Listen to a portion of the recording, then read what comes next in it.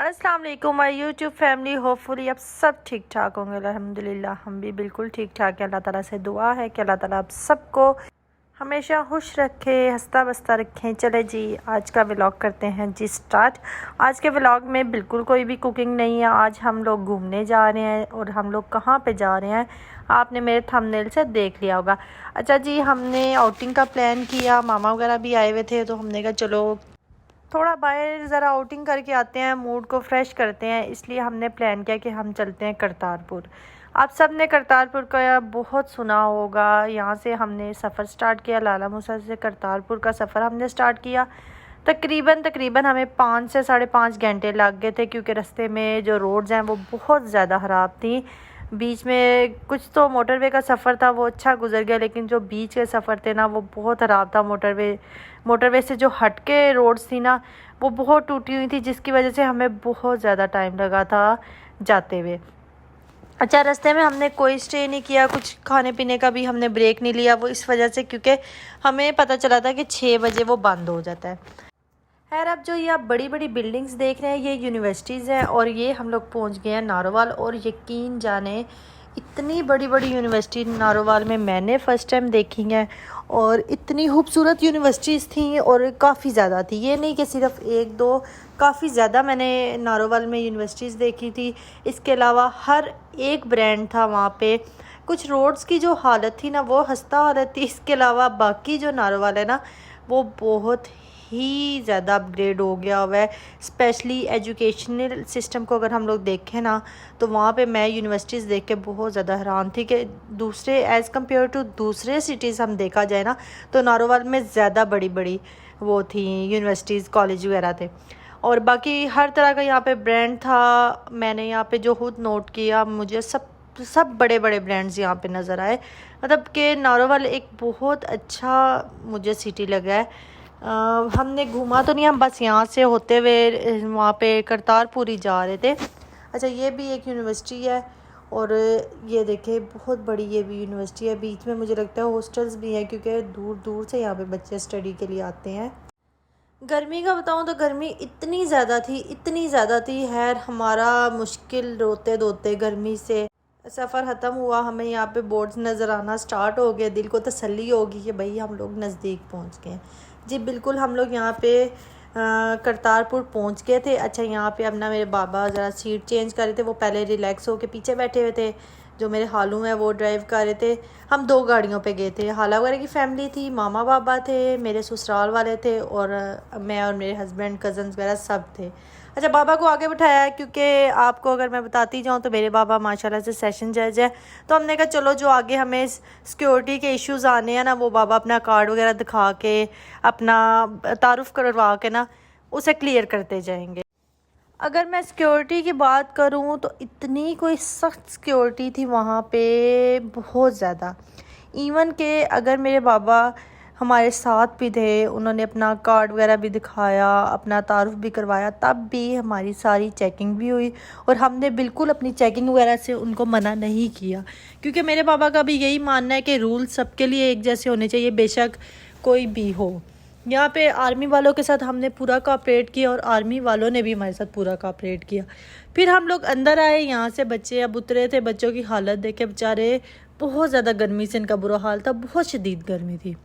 ये parking area है। Parking area बहुत बड़ा था। उसके बाद हमने यहाँ पे पार्किंग एरिया से आगे आए, अपने बैग्स वगैरह चेक करवाए। फिर हमें यहाँ पे एक बस मिली जो कि हमें लेके जाएगी अंदर, यहाँ पे जहाँ पे हम जा रहे हैं, जिस दरबार में हम लोग जा रहे हैं उस दरबार के अंदर जाएगी।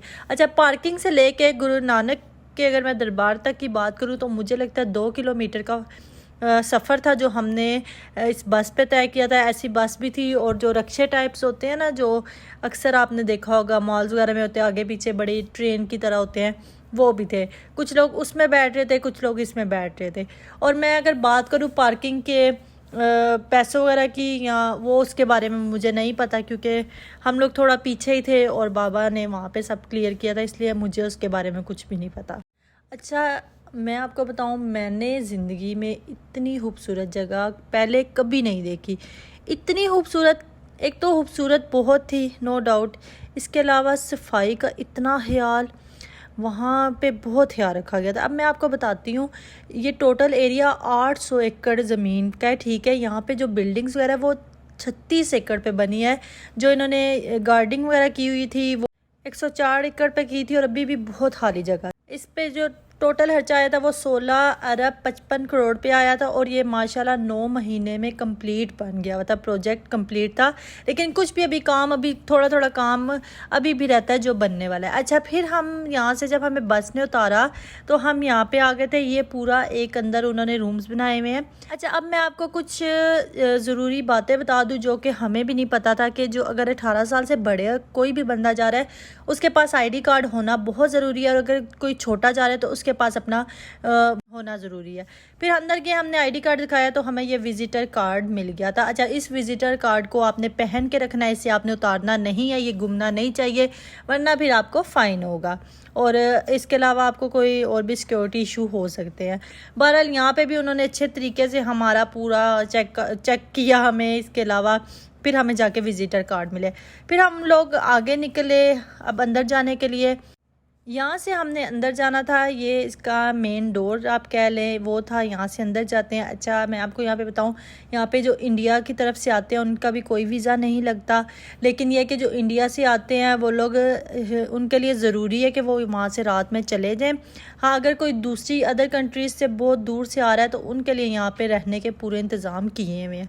अंदर ही उन्होंने बहुत अच्छा यात्रियों के लिए, वो यहाँ पे लिखा हुआ था कि जो यात्री हैं उनके रिहाइश की अच्छी खासी उन्होंने ना तैयारी की हुई थी।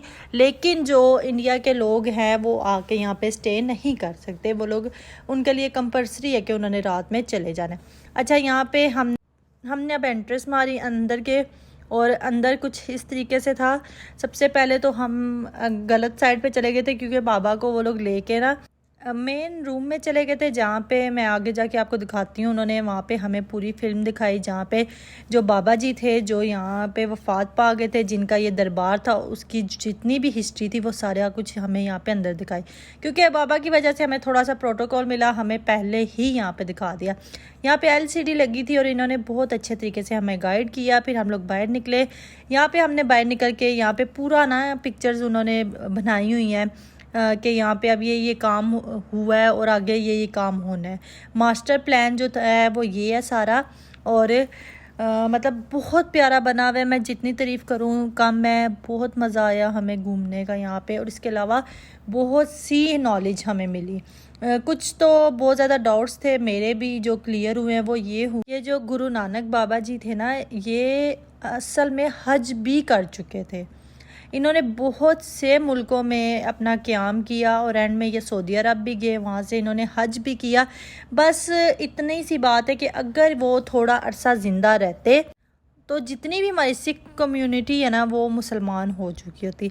अच्छा, असल में वो आधी, आप ये समझिए आधे वो मुसलमान ही हैं, क्योंकि जब उनसे हम अंदर गए 2-3 सिख भाई हमें मिले, उन्होंने हमें सारा इनके बारे में इंफॉर्मेशन दी। तो उन्होंने बताया कि जो उनका होता है ना, इस्लाम होता है, जैसे हम लोग बोलते हैं अस्सलाम वालेकुम, और वो लोग बोलते हैं सत श्री अकाल टाइप कुछ बोलते हैं, उसका मतलब भी सेम ही है जो हमारे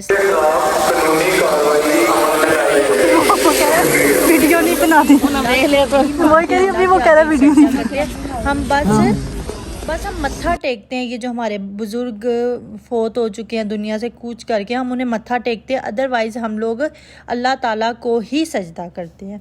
अच्छा, मेन हम लोग जा रहे थे जहाँ पे बाबा जी का ये मज़ार बना हुआ था, हम तो इसे मज़ार ही बोलेंगे। यहाँ पे अब ये स्टोरी थी कि जब ये वफ़ात पा गए थे तो मुसलमान कहते थे इन्हें हमने दफन करना है, और जो हिंदू बरादरी थी वो बोलती थी हमने इनको जो जलाना है, जो इनकी रस्म होती है वो करनी है।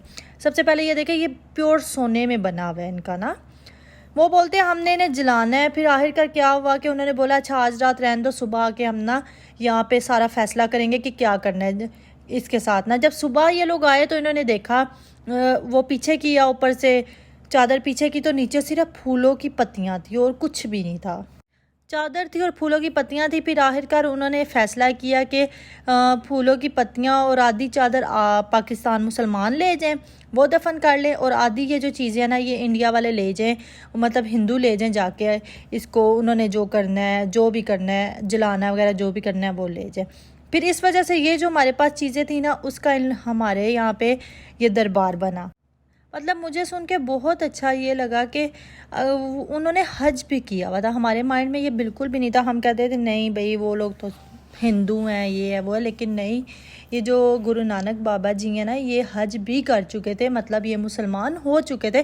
बस कुछ अर्सा अगर ये ज़िंदा रहते, इनकी किस्मत में होता ज़िंदा रहना, तो फिर खैर से ये सारे हमारे सिख जो कम्युनिटी है वो भी मुसलमान होती।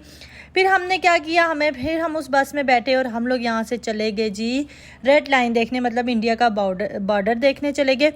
पर रात बहुत थी इसलिए मैं क्लिप सही तरीके से ले नहीं सकी। फिर हम वापसी निकले, बहुत भूख लगी थी। सियालकोट हमने स्टे किया, रात का खाना खाया वहाँ पे, और रात का खाना खाने के बाद हम लोग निकल गए। रास्ते में मैंने वीडियो शूट नहीं की क्योंकि भूख बहुत ज़्यादा लगी हुई थी, सुबह से भूखे थे।